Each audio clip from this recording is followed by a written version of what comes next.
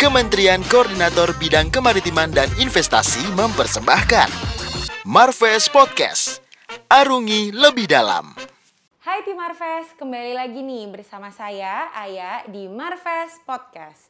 Nah tim Marves, di podcast kali ini, di episode kali ini kita bakal ngomongin sesuatu yang seru banget.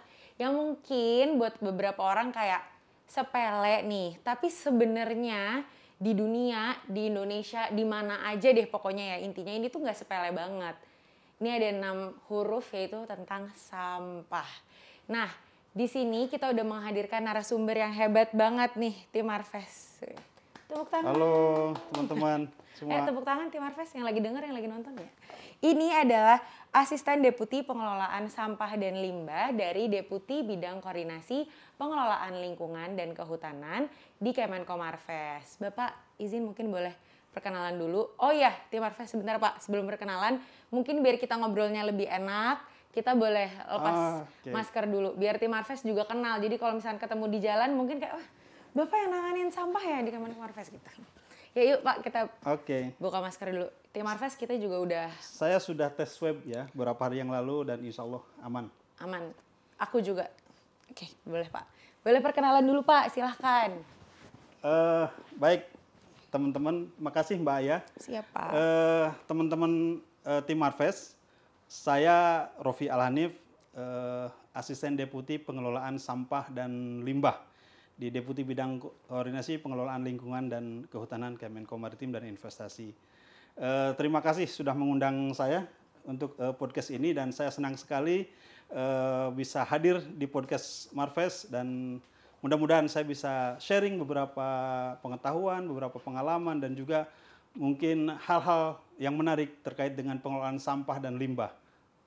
Oke, jadi kita manggilnya Pak Rofi ya tim Marves, nanti aku manggilnya Pak Rofi. Nah, tadi Pak kan aku udah ngomong sedikit tuh Pak di awal. Mungkin itu hal yang sepele, tapi sebenarnya itu tuh hal yang besar banget Pak. Bahkan sebenarnya sampah tuh juga deket banget sama kita. Kayak kita habis makan, bisa menghasilkan sampah. Kita beli apa, plastiknya jadi sampah. Nah sebenarnya kondisi kayak sekarang kan dibilangin sampah tuh udah banyak banget di mana-mana. Sebenarnya kalau kondisi sampah itu sendiri Pak di Indonesia dan bahkan di dunia itu sendiri tuh kondisinya sekarang kayak gimana sih Pak? Makasih Mbak Aya. Jadi sepakat saya, sampah ini sesuatu yang dekat dengan kita. Manusia ini adalah penghasil sampah. Setiap langkah kita menghasilkan sampah, setiap aktivitas kita tuh menghasilkan sampah. Tetapi nampaknya sampah ini ya sampah ya. Jadi teman-teman mungkin kalau ada identik ya, sampah itu sesuatu yang tidak kita inginkan, yang jauh-jauh dari sekitar kita, jauh-jauh dari pandangan kita gitu. Padahal sebetulnya yang membuat sampah itu adalah kita semua gitu. Jadi semua aktivitas kita menghasilkan sampah. Jadi yang harus kita sepakati dan kita sadari bahwa penghasil sampah adalah kita semua. Kita adalah pengguna produk, pengguna berbagai macam hal yang artinya kita adalah menghasilkan sampah itu sendiri. Jadi jangan sampai bahwa seolah-olah sampah ini dihasilkan oleh produsen saja gitu, oleh orang lain saja. Padahal kita membeli barang apapun, ada kemasannya, ada plastiknya, artinya itu menjadi bagian tanggung jawab kita juga untuk bisa mengelola sampah itu. Dan itu adalah persoalan yang selama ini selalu kita miss gitu ya, bahwa tadi persepsi kita sampah adalah sesuatu yang seharusnya jauh dari kita, padahal kita sendiri yang menghasilkan sampah. Dan concern sampah ini concern dunia ya, jadi bukan saja masalah di Indonesia, masalah di seluruh dunia, apalagi kalau kita ngomong sampah laut. Sampah laut ini sampah yang di darat yang sampai ke laut gitu, atau sampah yang aktivitas di sekitar pantai yang terbuang ke laut gitu. Atau istilah umumnya adalah leakage atau kebocoran. Nah, namanya kebocoran itu sesuatu yang tidak diinginkan masuk ke laut. Nah, ini tambah menarik lagi isunya gitu. Dan sekarang sudah banyak di internasional yang ngomongin soal sampah laut. Saya kira ini akan menarik nih ngomongnya kalau nanti ngomongin sampah laut gitu ya. Nah, Pak, yang kalau berdasarkan data nih yang ada, ceritanya saya udah research nih Pak. Jadi bahkan berdasarkan data yang ada, yang paling sedih, bahkan negara kita nih Pak, Indonesia itu menjadi negara kedua ya Pak, kontributor sampah laut terbesar ya di yang pertamanya apa Pak? Jadi gini, ada penelitian Jena Jambek, Profesor Jena Jambek, itu tahun 2010 sebetulnya penelitiannya. Dia meneliti di seluruh dunia dengan pendekatan modeling. Seberapa besar sebetulnya sampah di laut yang dihasilkan oleh masing-masing negara. Ada berbagai list gitu, memang Indonesia ini juara kedua berdasarkan hasil itu. Sedih ya Pak, juaranya malah di... Iya, juara kedua. Juara satunya China gitu ya, kedua Indonesia, dan negara-negara lain di Asia Tenggara. Di Asia lah khususnya. Jadi memang itu data hasil modeling. Jadi memang shocking juga ya. Dengan data itu mungkin salah satu data yang menjadi rujukan dunia yang dihasilkan oleh Jena Jambek itu. Yang di Indonesia sendiri itu kan jadi 2010 penelitiannya dirilis 2015. Dan Indonesia tadi juara kedua. Dan setelah itu di Indonesia baru aware gitu. Dan setelah itu kita kebetulan di Kemenko Bidang Kemaritiman dan Investasi langsung ambil gerak cepat gitu. Kita harus segera merespon kondisi ini gitu. Dan setelah itu banyak sekali penelitian di dalam negeri gitu ya yang lebih spesifik, lebih lebih baik lah gitu ya, dan datanya memang sebetulnya tidak sebesar itu gitu. Kalau di Jena Jambek kan 0,4 sampai 1,2 juta ton per tahun katanya load sampah dari darat yang ke laut, di mana 80% itu dari darat. Nah, dari riset LIPI itu hanya memperkirakan kurang lebih setengahnya saja gitu, antara 0,2 sampai 0,6 juta ton. Jadi kurang dari 600.000 ton per tahun sampah dari darat yang masuk ke laut. It's still huge number ya. Walaupun setengahnya tetap itu 600.000 ton ya Pak, tetap banyak banget. Ya, dan kita nggak usah perdebatkan juara 1, juara 2, juara 3. Sih, bener. Yang jelas fakta kita ada angka itu gitu, dan berbagai penelitian setelah itu juga membuktikan ya kurang lebih angkanya sekian gitu ya. Dan secara kasat mata juga kita bisa lihat, kita bisa rasakan kalau kita ke laut gitu ya, banyak terutama sampah plastik ya, yang kita temukan terdampar di pantai gitu ya. Kemudian atau bahkan kalau nyelam atau rekan-rekan penyelam coba cek nyelam di beberapa lokasi pariwisata di Pulau Seribu lah yang dekat gitu misalnya, pasti bisa menemukan sampah-sampah plastik yang ada di bawah laut. Nah, ini juga membuktikan bahwa sampah itu memang ada di laut kita gitu ya. Dan ini ya Pak, kayak kemarin-kemarin kan sempat viral juga tuh kayak di media sosial, ketemu udah sama plastik udah dari tahun 1900 berapa gitu. Jadi ya dia nggak terurai ya Pak, dia akan selamanya aja kayak gitu di... Plastik itu memang tidak terurai di alam dalam waktu yang lama. Ada yang bilang 100-200 tahun, intinya dia tidak cepat terurai. Kalaupun terurai dia hanya berubah dari yang besar, kita sebut makroplastik yang ukurannya besar, menjadi yang mikroplastik bahkan nanoplastik. Kalau mikroplastik itu ya mungkin ukurannya setengah senti gitu sudah sudah. Tapi dia bisa mengecil gitu ya Pak? Dia terurai mengecil.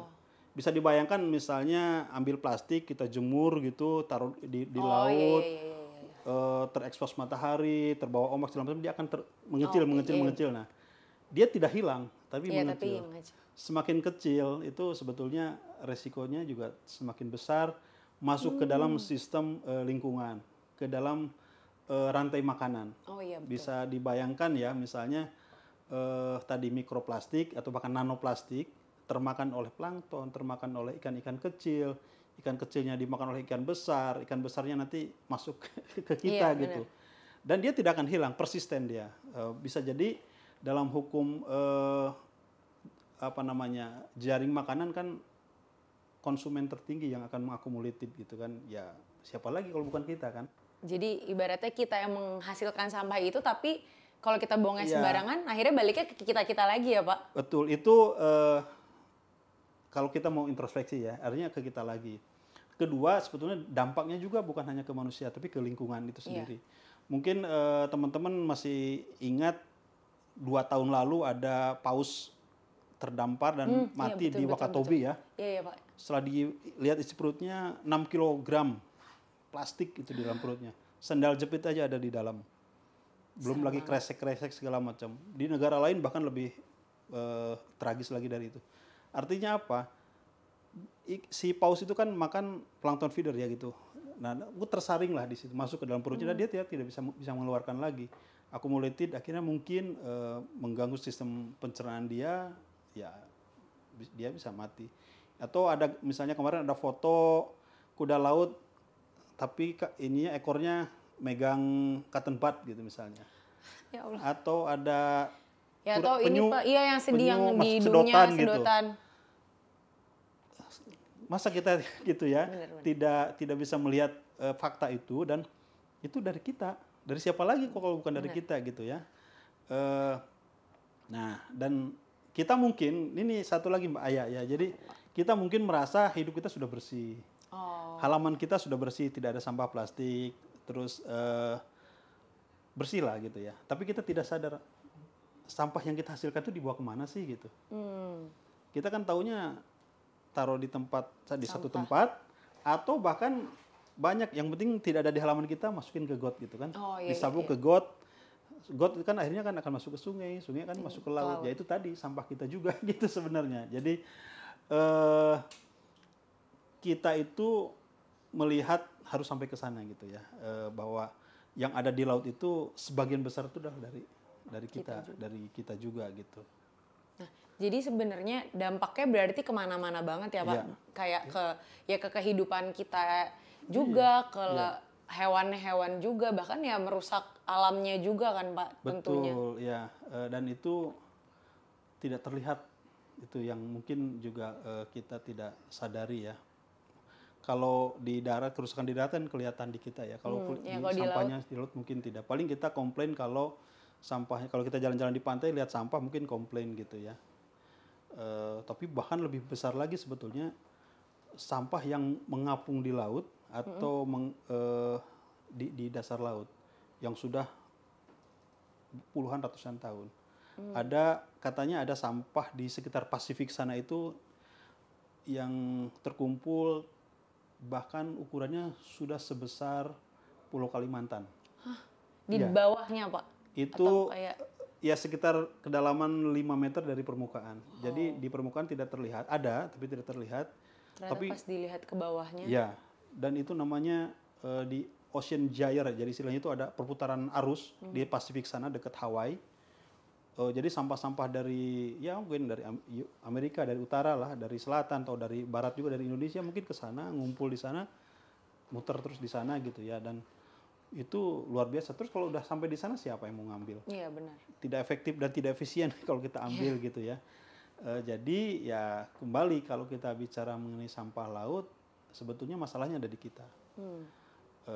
Kebocoran kita itu kan tadi 80% dari darat plus sekitar 20% itu dari aktivitas di laut.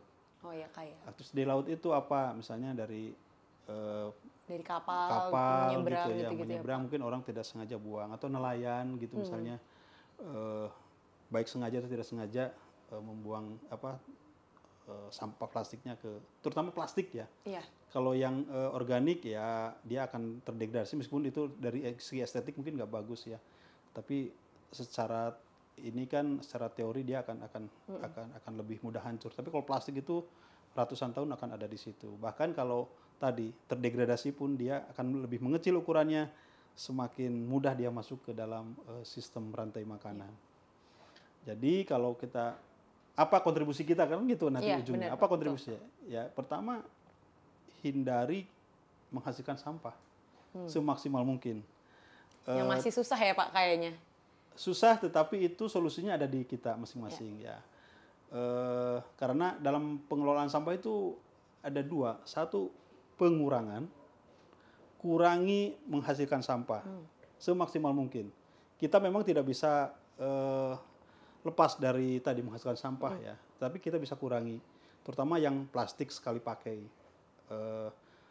Tidak misalnya tidak menggunakan plastik sekali pakai dan maksud saya gini, Kayak ada botol minum penelitian, gitu, Pak. ada penelitian plastik kresek itu hanya kepake 4 menit saja. Secara rata-rata ya, plastik kresek 4 menit saja, padahal setelah itu kita masuk ke sistem lingkungan, dia bisa ratusan tahun ada di situ. Sehingga gitu, baiknya kita kalau belanja menggunakan tas yang guna ulang, tidak sekali pakai. Kalau minuman juga mungkin baiknya kita bawa tumbler sendiri gitu ya, Pak. Atau bawa bekal makanan, misalnya paling tidak bawa boxnya dari rumah gitu yang kita bisa isi. Atau belanja di ke warung atau kadang-kadang beli bakso gitu ya, diplastikin gitu ya. Mungkin kita berikutnya udah bawa tempatnya sendiri gitu, ke mang baksonya gitu kan gitu. Itu kecil tapi besar dampaknya gitu ya. Itu satu, bagaimana mengurangi timbulan sampah. Atau kita mendaur ulang atau mengguna ulang yang sudah ada. Ya, kalau sesuatu yang terutama dari plastik baru selesai satu kali pakai, kita buang. Mungkin bisa diguna ulang untuk yang lain. Plastiknya bisa disimpan, dipakai lagi gitu misalnya ya, Pak, gitu, kreseknya diguna gitu. ulang gitu. Terus berikutnya bagaimana menangani. Jadi mengurangi kemudian menangani. Menangani itu memperlakukan sampah supaya lebih gampang diolah lagi berikutnya. Jadi kayak dipilah-pilah. Pertama gitu ya, yang harus kita lakukan adalah dipilah. Di rumah itu kita pilah minimal 2 jenis. Organik dan anorganik. Organik itu sisa-sisa makanan segala macam yang bisa di composting gitu. Yang anorganik itu ya plastik, logam, kaleng segala macam itu dipilah sendiri gitu. Syukur-syukur kalau kita mau lebih teliti lagi, plastik pun ini plastik kresek, ini plastik botol segala macam. Semua jenis plastik itu bisa didaur ulang. Semua jenis. Hanya memang tadi keekonomiannya yang masih perlu menjadi pertimbangan gitu ya. Kalau sekarang botol-botol minuman mineral itu sudah laku. Hampir susah nemuin kita di tempat sampah karena pasti diambil duluan. Udah banyak ya, Pak, recycling company udah iya, banyak. Terus mineral-mineral yang maksudnya merek air mineral yang udah merubah botolnya, ada yang dari hasil daur ulang botol-botolnya gitu kan, Pak. Iya, ada yang 100% sudah bisa dibuat atau minimal 30%, 20% gitu. Jadi itu bisa diulang. Tetapi tadi sepanjang dia terpilah. Kalau sudah tercampur dengan sampah yang anorganik, nggak ada yang mau ambil itu. Apalagi kresek ya. Kresek itu kan, waduh mohon maaf ya, udah tercampur dengan makanan segala macam. Itu pasti ujung-ujungnya ke tempat sampah, ke TPA sana gitu ya. Tapi kalau kresek itu dipisah tersendiri, kering segala macam, itu pasti diambil kok. Atau diberikan gitu. Mungkin ada bagusnya juga kita mulai berpikir, kita bersedekah sampah kepada para pemulung gitu misalnya. Kan sederhana aja, kita kumpulin sampah-sampah itu, pemulung itu daripada ngorek-ngorek di tempat sampah, maaf ya, udah kita siapkan aja gitu. Jadi pas dia datang, ini kita sampahnya gitu. Sediain. Dan itu dampak sosialnya luar biasa loh gitu. Dia juga senang gitu kan. Bener, kita Pak. juga merasa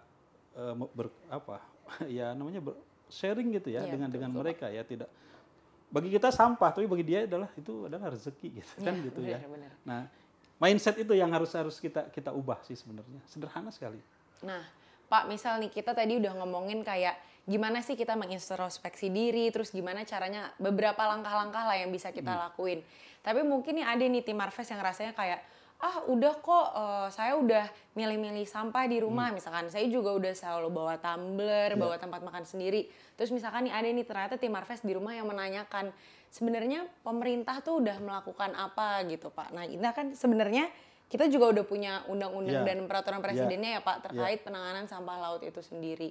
Dan kalau di Kemenko Marves sendiri udah banyak ya, Pak, langkah-langkah yang dilakukan, kayak entah kerjasama dengan KLHK gitu misalkan, dan kementerian-kementerian lainnya, sama kita juga punya Pak, RDF, yaitu salah Refuse Derived Fuel. Itu untuk ini ya, Pak, untuk mengelola sampahnya gitu ya. Boleh, Pak, mungkin dijelasin nih, mungkin ada tim Marves yang masih belum tahu sebenarnya apa aja sih yang udah pemerintah lakuin gitu. Ya, jadi kalau dari segi aturan, pemerintah sudah banyak aturannya. Ada undang-undang tentang pengelolaan sampah, itu tahun 2008 sudah ada. Di situ apa itu sampah, sampai siapa yang bertanggung jawab terhadap sampah. Jadi saya sampaikan, yang bertanggung jawab terhadap sampah itu sudah jelas. Setiap penghasil sampah, ya, kita semua ini, teman-teman termasuk penghasil sampah, dia bertanggung jawab. Ada nanti pemerintah daerah, pemerintah pusat tentu juga ada bagiannya. Pengelola kawasan ada bagian juga. Industri, penghasil kemasan segala macam, produser lah. Dia bagian juga tanggung jawab. Jadi semua aturannya sudah ada. Tinggal kita bagaimana menjalankan itu ya. Khusus untuk sampah laut gitu, ada namanya peraturan presiden nomor 83 tahun 2018 itu tentang penanganan sampah laut. Nah di situ ada target nasionalnya, bagaimana kita ingin mengurangi sampah laut sampai 70% di tahun 2025, nggak jauh lagi, cuma 4 tahun ke depan ya kalau per hari 3 ini. Pak, udah 2022 sekarang. 2022 itu kan baru mulai ya, bener baru sih, Pak. mulai ya. Jadi 4 tahun lagi, tapi target kita 70%. Besar banget ya, Pak. Besar banget lah. Sekarang kita baru posisi 15,3%. Jadi 4 tahun ke depan kita harus Still a long way to go, tapi kita bisa ya Pak? long way to go ya, 54%, tapi bersama kita bisa ya. Tadi hal-hal yang kecil lah bisa kita lakukan. Yang gede-gedenya urusan ada juga yang ngurusin, nanti saya cerita bener. RDF segala macam. Nah, di dalam Perpres tadi ada namanya Rencana Aksi Nasional Penanganan Sampah atau disingkat RAN PSL, Rencana Aksi Nasional Penanganan Sampah. Di situ dijabarkan selama dari 2018 ya, Perpres itu sampai 2025 itu siapa melakukan apa sampai 2025. Ada tugas kepada 16 kementerian lembaga yang harus melakukan ABCD gitu, tahun kapan ada. Dan kebetulan Kemenko Bidang Kemaritiman dan Investasi itu adalah Ketua Tim Koordinasi Nasional Penanganan Sampah Laut, Pak Menko ketuanya. Ketua hariannya Ibu Menteri LHK. Kemudian di bawahnya ada tim pelaksana yang melaksanakan rencana aksi itu. Tadi melibatkan 16 kementerian lembaga. Ada Sekretariat Nasional Penanganan Sampah Laut. Nah, tim sekretariat ini yang mengadministrasikan tadi program-program terus segala macam. Nah, dalam rangka mengimplementasikan itu, kami juga di Kemenko Maritim melakukan kolaborasi dengan tadi di samping kementerian lembaga yang ada dalam TKN PSL itu, dengan juga dengan mitra-mitra baik di dalam maupun luar negeri. Banyak sekali dukungan luar negeri gitu misalnya untuk capacity building, untuk membantu kita lah intinya mencapai target itu gitu. Dan ya syukur alhamdulillah sejauh ini sudah ada progres gitu ya yang cukup baik gitu. Tapi tadi kata Mbak Aya bilang long way to go gitu. Tapi kita harus optimis ya, minimal kita berupaya sampai titik maksimal yang bisa kita lakukan. Nah, sebagaimana tugasnya Kemenko nih, Kemenko Maritim dan Investasi, kita kan mengkoordinasikan, mensinkronisasikan dan mengendalikan. Nah, itu.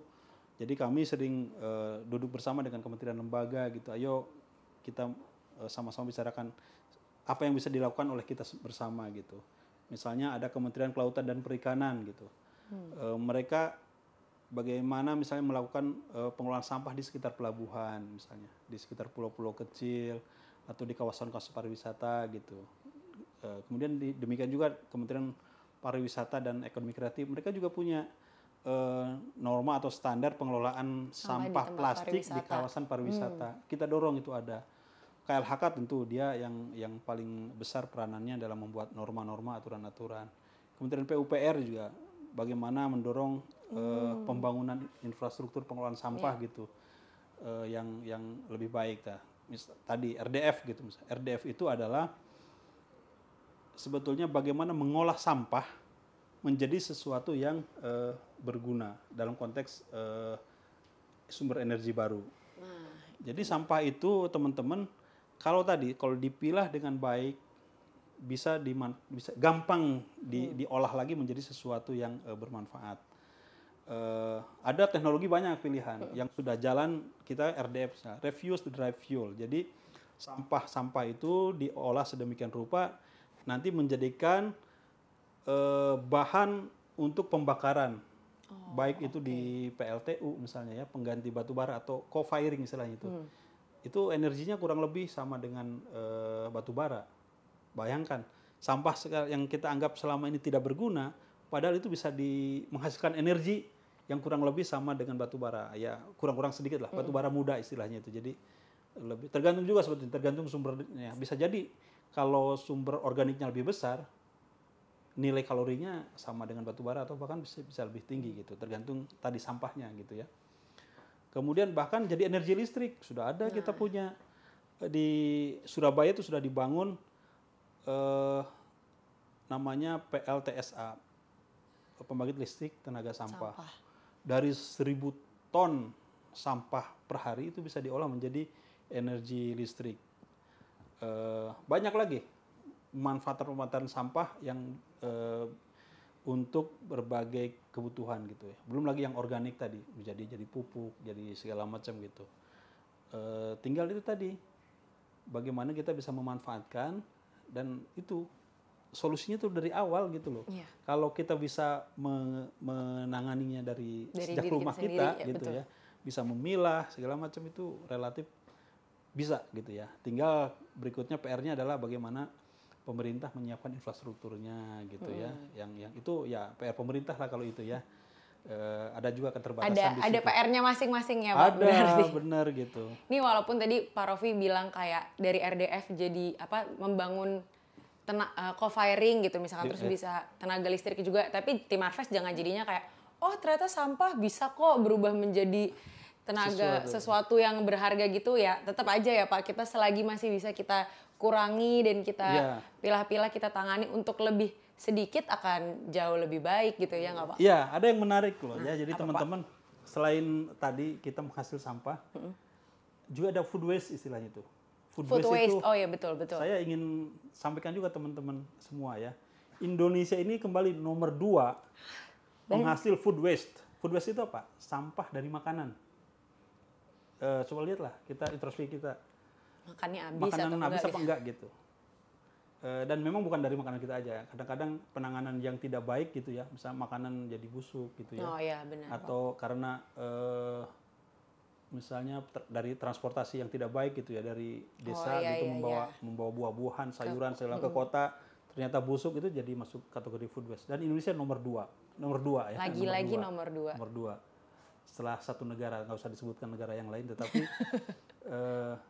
itu juga kontribusi kita juga tidak menghabiskan makanan kita. Nah, kalau jadi food waste, ya jadi waste juga kan. Waste itu tadi, bisa jadi RDF atau jadi seterusnya. Tetapi tadi namanya waste ya lebih baik tidak jadi sampah kan gitu ya. Karena perlu ada effort juga, perlu ada upaya juga untuk bisa merubah sampah itu menjadi sesuatu yang bisa dimanfaatkan ulang. Jadi kembali tadi, bagaimana tadi mengurangi timbulan sampah itu yang paling penting. Kalau sudah jadi sampah, baru bagaimana kita menanganinya gitu. Dari mulai memilah, nanti memilih, mengangkut, mengolah menjadi sesuatu gitu, itu baru alirannya memang begitu. Aliran apa istilahnya itu, teorinya lah seperti itu. Dan dari dulu sebenarnya udah terkenal ya Pak, reduce, reuse, recycle gitu. Ya, sekarang nambah 4R ya Pak? Ya banyak sih istilah itu ya. Ada 4R, 5R ya, tergantung bagaimana pendekatannya gitu ya. Tetapi intinya sama itu tadi aja. Bagaimana mengurangi, bagaimana mengolahnya gitu. Iya. Mengurangi dan menangani gitu. Itu yang paling utama. Kalau soal tadi 3R, 4R, 5R itu baik-baik saja ya. Artinya bagaimana emphasizing-nya. Kalau industri misalnya elektronik ada istilahnya reduce, reuse, refurbish. Jadi dibuat sesuatu lagi gitu. Atau bahkan kalau pendekatannya berubah paradigma, rethinking gitu. Jadi 5R kan gitu ya. Jadi tergantung intinya itu tadi, pengurangan sama penanganan. Pengurangan itu ada mindset juga di situ ya. Gitu. Nah, jadi tadi sebenarnya Pak Rofi udah jelasin nih banyak banget langkah-langkah yang udah dilakuin sama pemerintah pun udah banyak, bukan cuma yang berkepentingan aja, misalkan dikiranya cuma Kemenko Marves doang atau KLHK doang atau Kementerian Kelautan dan Perikanan doang karena sampahnya di laut, tapi bahkan sampai PUPR pun itu juga berkontribusi apa, dan mungkin nggak yang tadi disebutin sama Pak Rofi beberapa doang, tapi sebenarnya ada 16 kementerian lembaga yang terkait. Dan di luar pemerintah sebenarnya kita sebagai individu ya Pak yang paling penting dalam proses penanganan dan pengurangan sampah ini. Ya betul. Jadi saya mau nambahkan contoh tadi ya, kementerian lembaga gitu, Kementerian Pendidikan dan Kebudayaan. Dia juga bagian dari tim koordinasi penanganan sampah laut. Karena di situ ada aspek merubah paradigma masyarakat, terutama di generasi muda. Kita sudah banyak program-program untuk anak sekolah. Misalnya kita sudah punya materi pengajaran tentang pengelolaan sampah di sekolah gitu. Kemudian SD, SMP, gitu, SMA itu sudah ada kampanye, terus banyak sekali kegiatan-kegiatan yang sifatnya merubah perilaku masyarakat. Kemudian juga di Kementerian Keuangan gitu misalnya, dia juga punya peranan yang lebih besar bagaimana mendorong mekanisme pendanaan yang lebih baik misalnya untuk pengelolaan sampah gitu. Ada mekanisme pendanaan untuk pengelolaan sampah misalnya, ya itu juga bagian dari program pemerintah gitu ya. Banyak yang 16 kementerian lembaga bisa dibaca lah, silakan teman-teman Marves kalau misalnya penasaran, dibuka di Perpres 83 2018 tentang penanganan sampah laut, itu ada semua. Nah, tadi yang terpenting kalau kita sebagai individu ya tentu punya peranan yang besar gitu, karena apapun programnya tentu ujung-ujungnya adalah bagaimana itu diimplementasikan gitu ya. Satu lagi yang ingin saya sampaikan, dan ini penting teman-teman. Jadi kita sekarang memandang sampah itu sesuatu yang sampah. Tahu gimana ya? tuh Pak? Sampah, seolah sampah yang kotor ada di belakang kita gitu ya. Negatif ya Pak berarti artinya. Nah, sampah itu negatif gitu. Tapi sebetulnya sampah itu jadi sumber ekonomi juga. Nah, gimana ini mungkin teman-teman tidak membayangkan gitu, banyak sekarang pengusaha-pengusaha itu yang sukses dari sampah. Menarik. Sampah itu tadi ya, kalau dipilah dengan baik gitu, sekarang sudah tumbuh namanya bank sampah. Oh iya. Di Indonesia itu ada kurang lebih 11.000 bank sampah. Dan itu dari yang kecil sampai yang besar, dari yang ya omsetnya mungkin puluhan ribu, ratusan ribu gitu, sampai ada yang miliaran. Cek teman-teman semua bank sampah di Indonesia gitu, dari situ lihat inspirasinya seperti apa, bagaimana mereka berjuang. Dan sekarang bank sampah itu sudah menjadi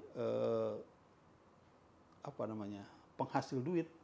Nama seperti bank. Kalau dulu bank sampah itu seolah-olah kita naruh sampah gitu. Terus padahal bank sampah itu adalah sekarang sudah bertransformasi mereka. Bagaimana merubah sampah itu menjadi sesuatu yang bermanfaat.